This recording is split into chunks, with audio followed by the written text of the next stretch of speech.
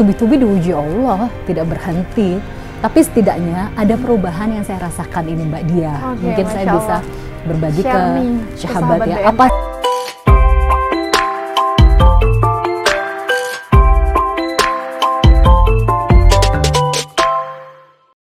perbedaan dari sebelum hijrah dan apa dengan sesudah hijrah. Dulu sebelum hijrah, saya memang punya pemasukan setiap bulan secara materi ya. Tiap bulan tuh Masya Allah, saya megang berapa program TV itu? Ada 3 program TV itu. Waktu itu di RCTI sama Trans 7. Dan TV besar loh, ya, bukan betul. TV lokal. Dan setiap bulan tuh puluhan juta pemasukan. Tapi ada tapinya.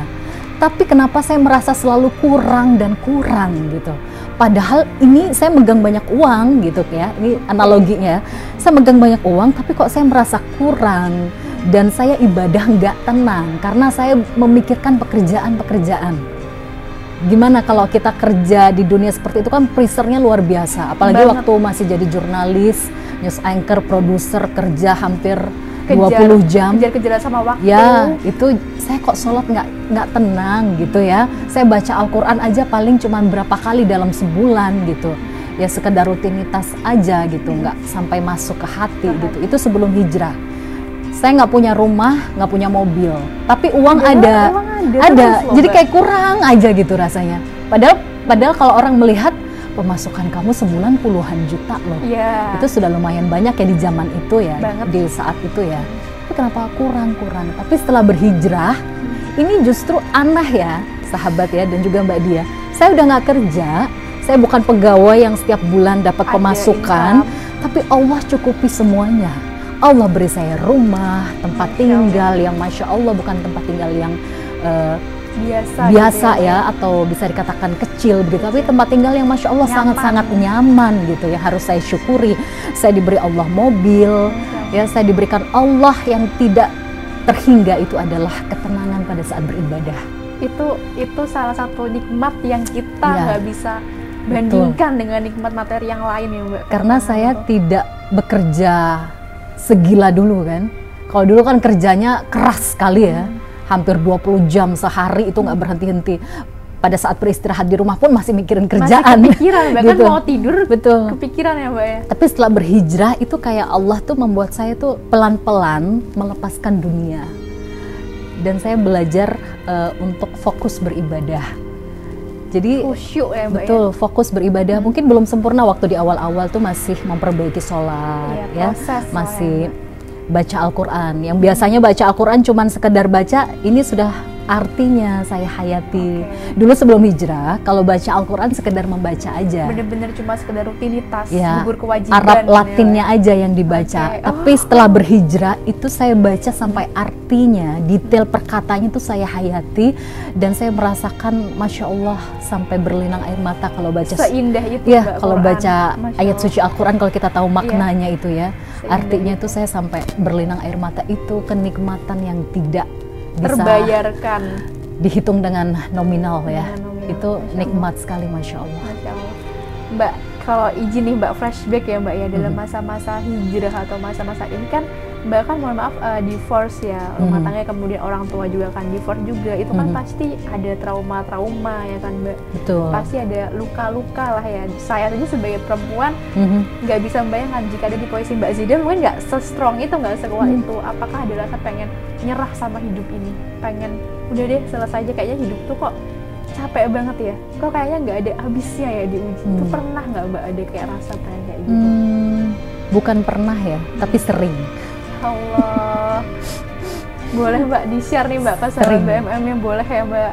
Ya, ini bukan curhat ya, bukan membagi kepedihan, tapi ini tujuannya adalah untuk menginspirasi, mengambil hikmah ya, mengambil hikmah juga.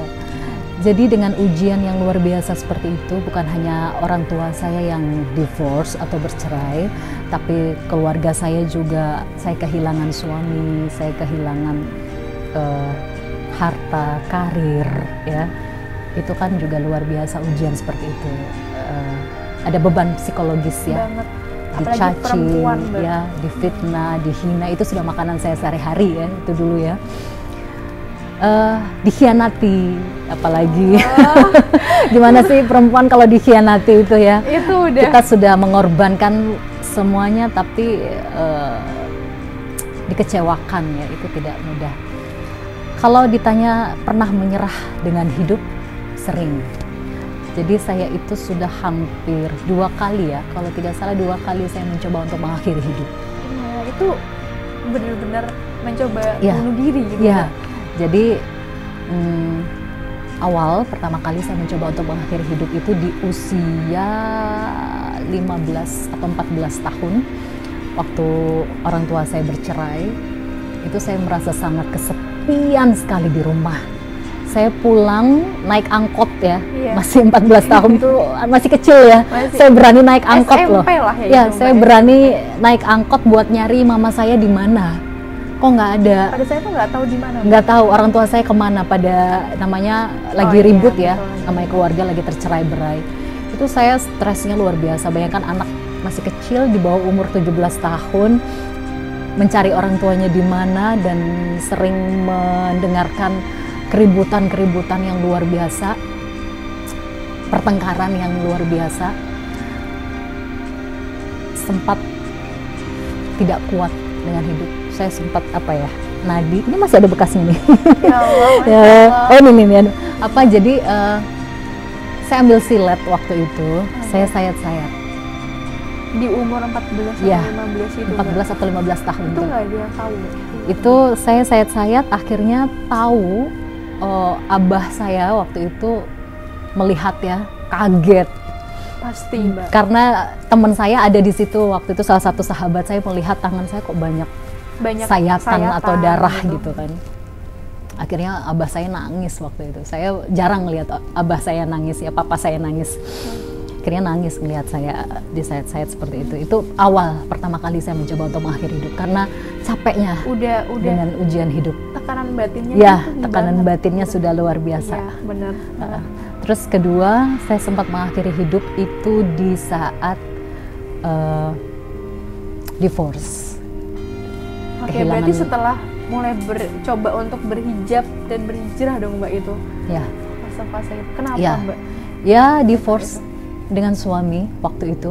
Gimana sih seorang istri kalau mungkin jangan sampai ya teman-teman sahabat di rumah merasakan, karena perceraian itu sebenarnya sakitnya itu lebih sakit dari digorok.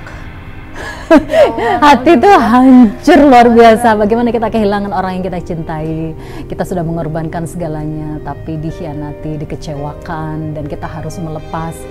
Apalagi di situ ada anak segala macam. Itu karena bercerai apalagi- itu kan posisi kita sudah menjadi Betul, istri, memiliki betul. anak sih, Mbak, Ya, terutama. apalagi saya sudah trauma dengan perceraian ya, orang tua Iya, saya karena bercerai, orang tua. dan ternyata saya ditakdirkan Allah untuk mengalami itu juga gitu. Itu ujian luar biasa. Jadi 2 kali saya mencoba untuk mengakhiri hidup, dan 3 kali saya hampir melewati maut. Gimana rasanya? Ya, Ya hampir Allah. melewati maut itu 3 kali. Yang pertama ya waktu bunuh waktu diri gimana? pertama kali itu. Lalu yang kedua itu waktu saya kehilangan adik ipar saya sempat sakit lambung ya, karena stresnya sudah luar Oh, biasa. iya. Secara psikis. Saya masuk ruang ICU, bukan Oke. ruang IGD lagi. IGD lagi, Tapi ruang ICU, biasanya ruang ICU ini sekarat-sekarat Iya, nih. biasa. Saya masuk di ruang ICU, itu saya udah dibacain Yasin sama Tapi mama dalam saya. kondisi sadar, masih Sadar bisa tapi dengar? susah nafas. Oh, tapi bisa mendengar ya, Mbak, pada saat Bisa, itu? bisa. Tapi pada saat itu lagi darurat banget keadaannya, bener-bener kayak gimana sih orang susah Udah di nafas tuh. ujung gitu. Iya. istilahnya. Sampai dimasukin ruang ICU sama dokter tuh kan berarti sudah parah sekali. Itu sampai dibacain Yasin segala macam, seolah-olah sudah ada firasat Seolah-olah mau udah nih kayaknya Ya, udah bakal. ya maut menjemput Iya, maut begitu ya, menjemput. nauzubillah min dalik. Itu yang kedua. Tapi akhirnya Allah beri kesempatan hidup lagi Untuk memperbaiki. ya, untuk hidup ya. Dan yang ketiga, sempat hampir melewati maut lagi pada saat saya mengalami sakit ya, sakit sama bagian lambung juga, susah nafas, kambuh lagi. Itu saya seorang diri, itu rasanya tuh kayak sakaratul maut, gimana ya, Kita tuh mau nafas tuh susah banget. Dan itu nggak ada orang, cuma ada saya sama anak saya. Dan anak Mbak Di rumah. tahukah pada saat Tahu, tapi namanya anak kecil ya, kan nggak bisa nggak apa-apa ya. gitu kan. Ya, cuman dari situ saya berdoa sama Allah. Mungkin ini bisa diambil hikmahnya ya untuk teman-teman semua. Saya berdoa pada Allah, ya Allah, tolong beri saya kesempatan lagi untuk hidup. Tolong jangan ambil nyawa saya terlebih dahulu. Saya ingin memperbaiki diri, saya ingin memiliki waktu untuk lebih banyak lagi beristighfar, bersujud, dan membesarkan anak saya yang masih kecil. Dia tidak punya siapa-siapa selain saya, ya Allah, gitu.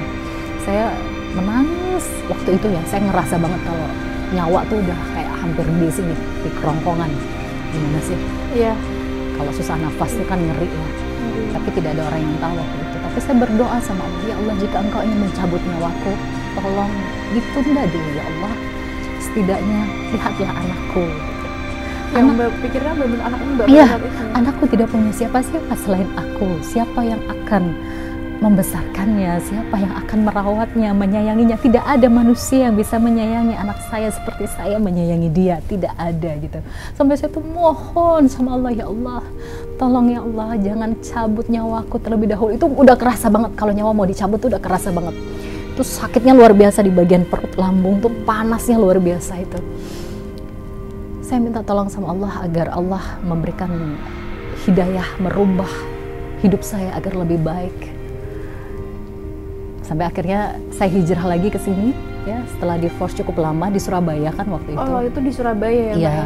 Jadi setelah disuruh resign, berhenti berkarir tuh saya pindah ke Surabaya ikut suami. Tapi setelah divorce akhirnya beberapa tahun saya memutuskan untuk berhijrah lagi di sini, di Jakarta. Itu ada kisah menarik juga sih Mbak Dia. Gimana tuh? Masya Allah. Saya aja speechless ya mendengar. Ya, jadi ini hikmah hijrah ya. Hikmah hijrah yang bisa saya bagi itu, hijrah itu mungkin tidak hanya perpindahan fisik ya dari satu tempat ke tempat yang lain, tapi di sini ada hijrah hati. Ya, jadi saya melakukan dua hal, hijrah tempat dan juga hijrah hati atau hijrah akhlak. Hijrah tempat saya merasa waktu masih di kota kelahiran saya waktu itu, lingkungan saya kurang mendukung untuk saya menjadi manusia yang lebih baik ya. Saya kurang dekat dengan orang-orang soleh gitu ya. Maksudnya lingkungannya gitu-gitu aja gitu. Iya. Saya mau berhijrah ya Allah, saya mau berkumpul dekat dengan orang-orang soleh. Ya. Saya berhijrah ke Jakarta. Bayangkan Mbak, itu saya hijrah ke Jakarta itu saya nggak bawa apa-apa. Maksudnya nggak bawa apa-apa tuh, nggak bawa duit. Dan ada anak kan Mbak? Ya, saya cuma bawa anak dan mobil. Dan nggak ada rumah Mbak? Nggak ada, kan rumah di Surabaya. Iya, ya, jadi di Jakarta itu saya nggak tahu mau tinggal di mana. Mungkin niat kuat. Ya, tapi saya tahu saya mau nyewa tempat dengan anak saya, tapi saya belum tahu di mana. Gambarannya tuh masih belum ada. Ya, jadi saya itu dari Surabaya itu saya izin sama orang tua untuk pindah ke Jakarta. Saya bawa mobil sendiri, saya nyetir sendiri. Jadi saya Surabaya, Jakarta zaman itu tol belum seperti sekarang ya Mbak? Saya nyetir 13 jam. Iya. Bayangin tuh. Saya berangkat dari pagi. Perempuan. Betul. Saya berangkat dari pagi sampai malam sama anak saya perempuan yang masih kecil ya, masih SD. Itu saya sepanjang jalan tuh berdoa sama Allah. Saya nangis. Ya Allah, aku niat berhijrah karena Engkau. Aku niat berhijrah ke Jakarta bukan untuk mencari popularitas, bukan untuk bekerja, bukan untuk berkarir, tapi aku berhijrah karena ingin lebih dekat denganmu ya Allah. Aku ingin mencari lingkungan yang bisa lebih mendekatkanku padamu ya Allah. Seandainya aku mati di jalan, seandainya aku kecelakaan di jalan, hapuslah semua dosa-dosaku ya Allah. Itu saya nyetir 13 jam tuh sambil nangis sesenggukan.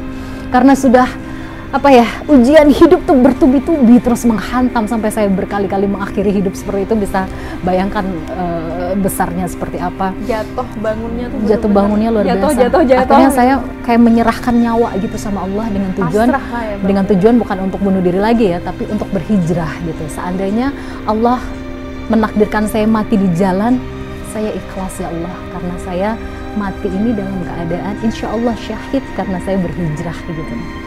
Tapi ternyata Allah berikan saya keselamatan sepanjang perjalanan itu. Saya berzikir terus. Dan Masya Allah media, saya tuh nggak pegang apa-apa. Saya tuh cuma bawa uang 1 juta 1.500.000 itu habis buat tol sama Iya, bensin. karena di jalan itu 13 jam Iya, doang akan tolnya aja udah berapa? udah berapa Iya, dari Surabaya dan ke buat Jakarta. bensin juga lumayan Banget. gitu. Jadi saya pasrah sama Allah. Ya Allah, saya tidak tahu besok mau makan apa. Saya coba nyewa tempat yang sederhana, berapa rupiah gitu, sesederhana mungkin, yang penting nyaman untuk anak saya. Saya pasrah denganmu ya Allah, yang penting saya sudah berhijrah. Masya Allah, hasilnya Allah cukupi semua. Allah beri saya tempat tinggal yang nyaman, Masya Allah. ya, dengan orang-orang baik yang menolong, ya. Allah beri saya rezeki untuk makan, Allah beri saya rezeki untuk beli pakaian, untuk mencukupi kebutuhan sehari-hari, dan nikmat yang lebih besar itu Allah dekatkan saya pada orang-orang soleh. Itu ya Mbak, yang Mbak Ya. cari selama ini yang nggak Ya. Mbak dapatkan di Betul. Surabaya gitu. Betul. Jadi saya bergaul dengan orang-orang soleh, saya diajari zikir, saya diajari ikut kajian, lebih dekat sama Allah, sampai akhirnya alhamdulillah saya didekatkan oleh seorang ustazah, ya, Oki Stiana Dewi. Masya Saya bisa Allah. berdakwah bersama beliau. Itu adalah kenikmatan dan rahmat dari Allah Subhanahu wa taala yang harus saya syukuri sampai detik ini. Gitu Mbak Dia. Jadi jangan takut untuk berhijrah. Memang hijrah itu ada Jangan ujiannya. takut, sahabat. Betul, hijrah memang ada ujiannya, tapi kalau kita yakin pada Allah, kita hanya bergantung kepada Allah, insya Allah hijrah kita akan dimudahkan oleh Allah Subhanahu wa Ta'ala. Masya Allah. Dan itu yang membuat Mbak Zeda kuat menjalani kehidupan sekarang untuk mengurus anak-anak ya Mbak ya. Betul. Karena tidak mudah mengurus semuanya sendiri gitu. Betul. Apalagi dengan, ya Masya Allah ya, zaman sekarang ini kan makin kesini ujiannya makin berat. ya, Mbak. Betul, betul. Masya Allah, jadi berhijrah itu sangat menguatkan Ya. gitu. Dan bukan berarti dengan kita berhijrah kita akan hidup enak, santai-santai, tidak.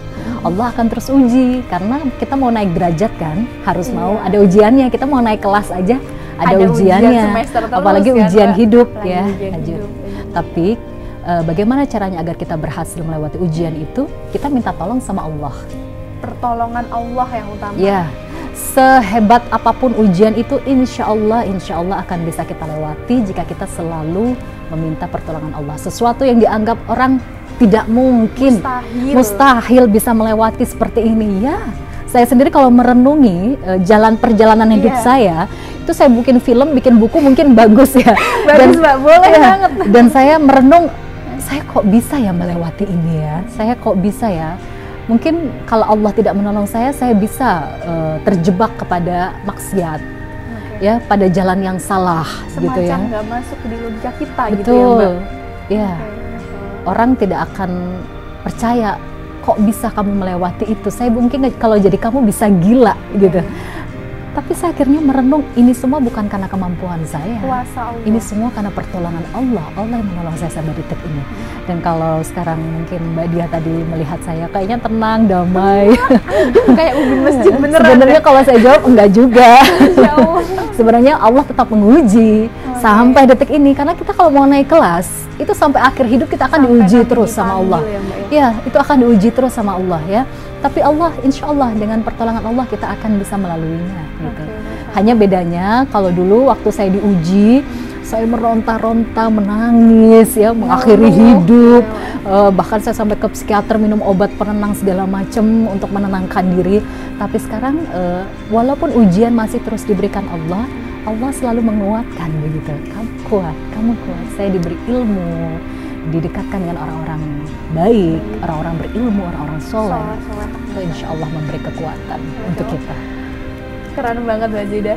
Terakhir nih Mbak, buat sahabat BMM nih Mbak, kalau misalnya Mbak Zeda punya kesempatan dulu untuk memilih gitu, apakah Mbak bakal memilih berhijrah sedini mungkin gitu? Itu kan hijrahnya kan umur 20 ke atas ya Mbak ya? Yeah. Kalau dikasih kesempatan kedua atau boleh memilih, aku pengen dari SMA dari balik tuh udah pakai hijab gitu, ada nggak sih Mbak?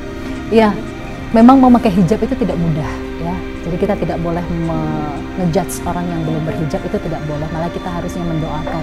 Karena saya merasakan berhijab itu tidak mudah. Berhijab itu butuh pertolongan Allah, tidak bisa mengandalkan diri kita sendiri. Ya, saya dulu berhijab, saya total berhijab mungkin sudah berapa lama ya? Sudah hampir 7 tahun ya. Sudah hampir 7 tahun saya berhijab, itu tidak mudah. Itu selalu ada ujian untuk melepas. Bahkan dulu awal-awal berhijab, saya diberikan tawaran untuk memegang sebuah program, memandu sebuah program yang Masya Allah honornya luar biasa, tapi dengan syarat lepas hijab. Lepas hijab, wah. Itu hampir tergoda lagi, hampir tergoda untuk melepas hijab gitu. Tapi akhirnya saya karena dekat dengan orang-orang berilmu, dekat dengan orang-orang soleh, saya meminta nasihat. Mungkin Allah memberikan hidayah melalui orang-orang soleh itu ya. Saya sempat bertanya seperti ini, bagaimana kalau saya melepas hijab dengan tujuan untuk mencari nafkah? Karena saya seorang single parent. Ya, bolehkah saya melepas hijab dengan tujuan untuk mencari nafkah, untuk menghidupi saya dan juga anak saya? Ada satu jawaban yang menusuk sekali di hati. Tujuan kamu lepas hijab apa? Untuk cari makan, untuk cari kerja, untuk cari nafkah, untuk cari pemasukan, untuk bayar sekolah, untuk memenuhi kebutuhan sehari-hari. Dijawab cuma satu kalimat oleh ibu angkat saya waktu itu, ya, ibu angkat saya yang di Jakarta. Beliau bilang seperti ini, namanya Ibunda Jauda. Beliau bilang seperti ini, Zeda, lebih baik kamu kelaparan daripada kamu lepas hijab. Dan itu langsung, itu buat saya menusuk. Lebih baik kamu kelaparan daripada kamu harus lepas hijab. Itu benar-benar level keyakinan orang-orang berilmu. Saya malu, kenapa saya tidak punya keyakinan seperti itu gitu. Akhirnya saya dikuatkan oleh Allah melalui orang-orang soleh itu tadi. Jangan dilepas hijabmu. Allah tidak akan membiarkan hambanya yang beriman kelaparan, tidak mungkin gitu loh. Akhirnya dengan mendengar kalimat itu saya memutuskan untuk insya Allah saya tetap berhijab. Semua program-program yang mau saya pegang itu, yang menggoda itu, saya tidak hanya dapat uang, tapi juga popularitas, dapat karir dan sebagainya. Saya tinggalkan semua, saya fokus berhijrah karena Allah. Alhamdulillah, Allah penuhi semua kebutuhan saya. Saya nggak perlu kerja capek-capek seperti dulu, dari pagi sampai malam. Yang semula Mbak Zeda khawatir ya Mbak ya. Ya, saya sebulan itu cuma kerja beberapa jam, tapi bisa buat makan 3 bulan. Bayangin, itu kuasanya Allah kan. Saya tuh merenung gitu. Saya tuh cuma kerja beberapa jam dalam sebulan, tapi ini rezeki yang dikasih Allah bisa buat makan 3 bulan. Saya nggak perlu capek-capek ngeluarin tenaga, ninggalin anak, waktu, dan saya bisa fokus beribadah. Jadi sekarang saya kerjanya sama siapa? Sama Allah. Jadi saya habiskan banyak waktu untuk beribadah sama Allah. Mohon maaf, mohon izin, ini bukan pamer ibadah atau apa, tapi ini adalah motivasi untuk teman-teman semua. Jika kita menyibukkan diri kita untuk mengejar Allah, untuk mengejar akhirat, dunia itu bukan apa-apa. Dunia itu akan mengikuti dengan sendirinya. Banget dunia ya, itu. Dunia itu kita kalau ngejar dunia capek, ya. Tapi kita bikin dunia ngejar kita.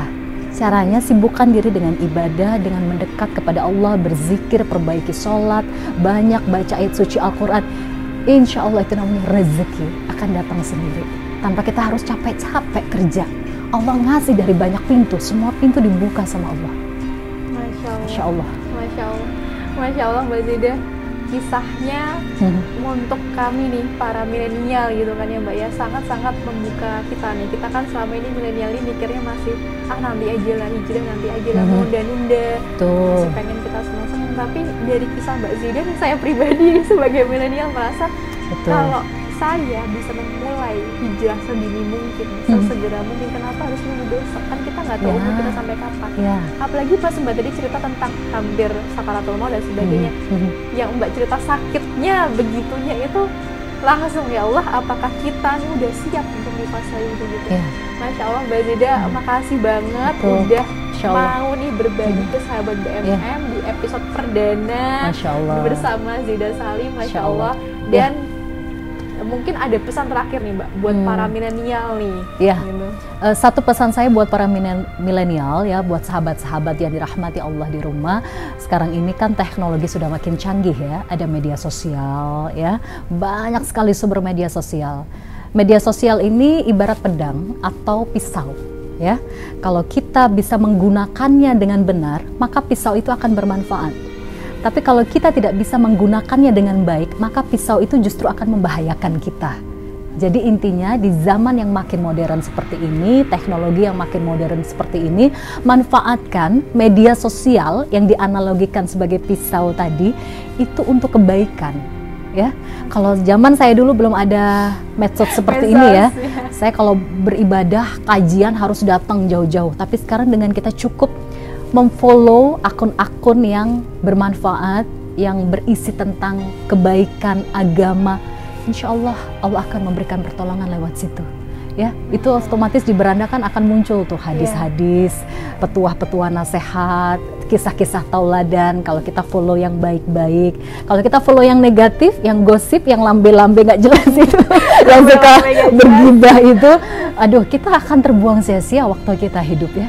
Jadi gunakan media sosial dengan sebaik mungkin, dengan tujuan untuk lebih mendekatkan diri kepada Allah Subhanahu wa Ta'ala, untuk lebih memperbaiki diri kita menjadi manusia yang lebih baik dari yang sebelumnya, insya Allah. Masya Allah, terima kasih banget Mbak Zida sudah bersedia berbagi bersama sahabat BMM. Sama-sama, semoga nanti kita ketemu di kesempatan selanjutnya. Amin, insya Allah. Masya Allah, buat sahabat BMM, kita bisa ambil hikmah dari kisah Mbak Zida Salim, seorang news anchor yang kita semua kenal dengan segudang prestasinya. Masya Allah, kita bisa mengambil hikmah bahwa selagi kita muda, selagi kita masih diberikan kesempatan, mari kita perbaiki diri, improve skill yang bisa kita improve. Jangan habiskan waktu kita sia-sia.